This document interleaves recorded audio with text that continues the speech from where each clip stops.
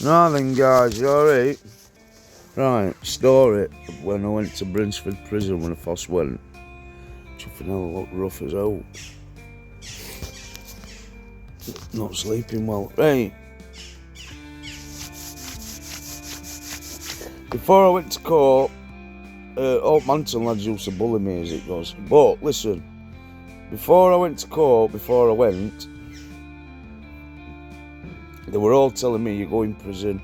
If you get out, you're a grass. Told me I couldn't take no money in with me. You know, trying to get me to give them my money. But I spent it all on backer and what have you, what you can take in with you. Told me you couldn't take your baseball cap with you, so I give that away. Just blagged me, you know what I mean? I just watched Scum and all a couple of nights before. So they're all going, oh, you'll get bummed and all that fucking shit. Oh God, my legs. They're itching, so it's healing a bit. Right. So I've gone in court. They said to me, if you get out, lads have, you're a grass. So I've gone in court. And they've offered me community service. And I've said I'm not doing it. Because I didn't want them to think I were a grass. For some daft reason, I wanted to be like them. I don't know what was in my head. I was mixed up as a kid. So I refused community service. My solicitors begging me not to do it. Social workers were begging me not to do it. I was 16-year-old. And I've got on bus. I'm thinking I'm going Glenparva, where people I know are at. Where we're going, I says, Glenparva. They said, no, you're going Brinsford. I goes, where's that? Wolverhampton. So obviously they thought, we'll show you. So they've put me in a prison miles away. So anyway, we get to Brinsford. I'm shitting myself. Absolutely shitting myself. My heart were in my guts. I were crapping it. And, you know, you're like trying to show you're not a muppet or what have you, but you are a muppet. And so I'm in reception as we've got off at bus eventually. I can't remember getting off bus. I can remember being in reception. And just before I went in, lad before me went in, and you were prison officer at desk, because obviously they're putting you into the system and changing you from your clothes into their clothes. So your clothes go into a property box, which is stored in there. They're all on shelves, everybody's property. And then when you're released, obviously they give them you. Or if you go to another jail, they follow you. You see what I'm saying? They go in a big prison bag, go on group 4, and they take you to wherever you're taking you. But anyway, so I'm sat there in reception, waiting for my turn to go to the desk. And I've heard prison officers saying, when you answer me, because it was lad's first time in, when you answer me, it's either sir or boss. Every time you answer me. So lad's gone. He's not said sir or boss after with attitude, innit? And Screw's gone, you answer me with boss or sir, you little bastard, or I'll rip your fucking head off. I shit myself. When I've gone through, I'm like, yes sir, no sir, 3 bags 4 sir. I fucking crapped it. And they used to give you a shower, give you your clothes, boom, you go on wing. So as we're walking on wing and waiting, cleaners come running. He's come running to office, innit? Boss, quick, a black lad, innit? So he's took him down to a cell. The lad's hanging his son. All riot bells gone off. All screws are piled in there. They've cut him down. You've been ripping him out, beating him up and like, battering him, you know, because he's hung himself. It's crazy, honestly. Bent him up, took him down but the block, so I'm fucking shitting myself here and all. And then you go in office, when it's your time to turn to go in office, and you tell them your number and all that, and you get a card with your photo on and your prison number on it. So obviously, because you don't know your prison number yet, you have to show them your chuffing card. And they used to have a great big, a little guillotine, and you used to get blocks of tobacco. They used to come in like a foil packet, and it was Golden Virginia.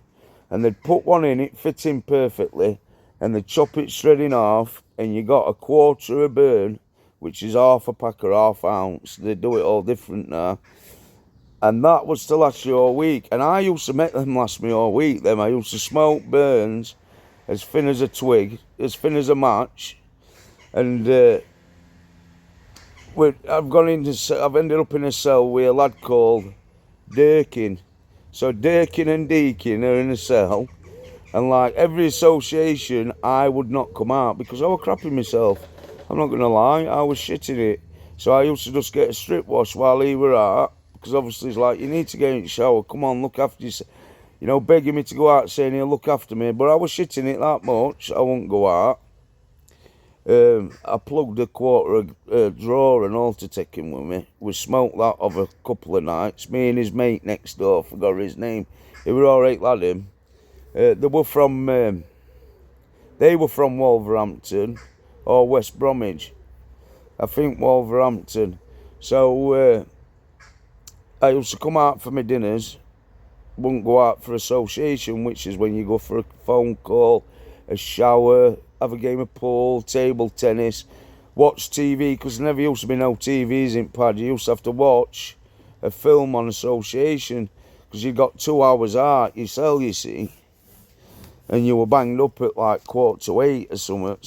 So, and you got your association, you didn't get it every day, you got it every other day. You see what I'm saying? So one landing, or one side would get it one day, because down there it was just one landing. There were 2 landings, one up and one down, and then there were some above them. You know what I mean? I can't remember how it went, but we were on H1 in Brinsford, which used to be induction, and then above you was H2, which was the numbers where all wrong uns go and what have you, and deathheads and what have you. Well, the alt nonsense used to go on there. They didn't used to really they didn't used to integrate nonsense back then. The odd uns would have probably been there, like, you know, ones what refused to go on wrong uns wing. And yeah.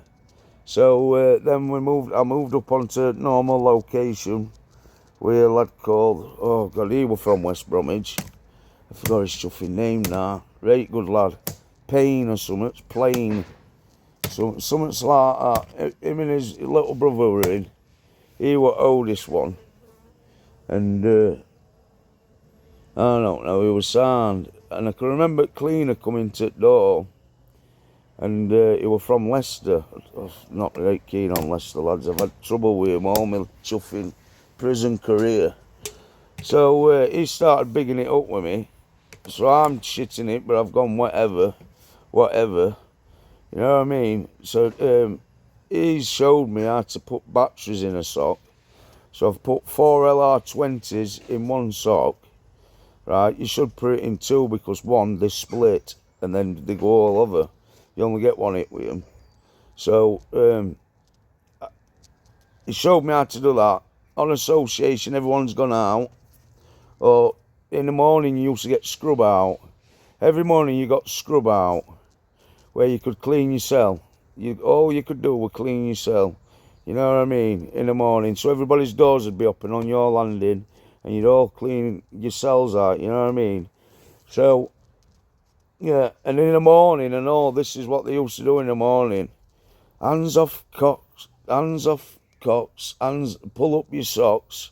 Get out of bed, lads. Get out of bed, and they'd be banging flaps about 7:30. 7:45, so then you have to get up, clean your pads out, then you've got to go to work. But I didn't have a job, I'd just come in, and my pad mate was in kitchens. So anyway, back to fight. So I'm in back at cell, because it was like a double cell. You had 2 cells, you know what I mean? So you had bunk beds all in one cell, but you could walk through into another cell. Which it was pointless, really. It would have been better if you had a bed in one cell and a bed in other cell. You see what I mean? So then you can put a curtain up and walk through. But yeah, unless they had it like that, just in case they used to have to 4-man up, because they do that sometimes. They put 4 in a cell. You know, like they used to call them dormitories, but it's not a dormitory. That I've been in a prison with dormitories. I'll tell you that another day, innit? So I'm waiting for this dickhead from Leicester. 4 LR20s in some woolly socks. And he's come in, looked at me. I've got him behind my back in it. I'm thinking, come on, you cunt. And he's come in, looked at me, and then walked off. I thought, thank God for that. But then I got a bit of respect then, you see. You know, because I was ready to have it with him. But that was it, I wasn't on there long. And eventually I went into kitchen. My pad mate got into a fight. So he got sacked and he got put on basic. Because you get standard, you get basic, standard and enhanced. When you first go in, you go on standard. And standard is just, it's just, I don't know, standard like you used to get a tenner a week private cash, and whatever job you had, you'd get paid for that, and it used to be like £7.50, £8.50, a tenner if you were lucky. But you could buy all sorts with that. You could buy your tobacco, your matches, because they want lighters in there, then there were matches. And we used to cut his matches either in half, or cut them in 4 with razor blades, innit? You know, to double your matches. Only thing is, when you chopped them in 4, sometimes they'd crumble off. And you know what I mean? You'd mess them up, so you're just better off cutting them in half. They worked every time when you cut them in half, if you know what you're doing. In fact, I never used to do it with a razor. I used to do it with my plastic knife. That lad who I padded up with pain or something like that. He showed me how to do it with a prison knife. So we used to do that, innit? Split his matches, make his tobacco last. And so when he's got into that fight, they've given me his job in kitchens. So I've gone down in kitchens. Oh God, it was a nightmare in there. At first, when you go in kitchens, your lad who cleans up, and you've got to wash all pots, you know, in sink. When all mucky pots come back, you know, from when they're cooking and what have you. So you've got to wash everything, wash all utensils, everything. You've got to wash it, clean up. No, you're not the cleaner. You just do the pot. The cleaner's the next job up. So you're just a pot wash guy. That's how it went. A long time ago, 1996. A long, long time ago. So, yeah, I was pot wash boy, so I used to do that.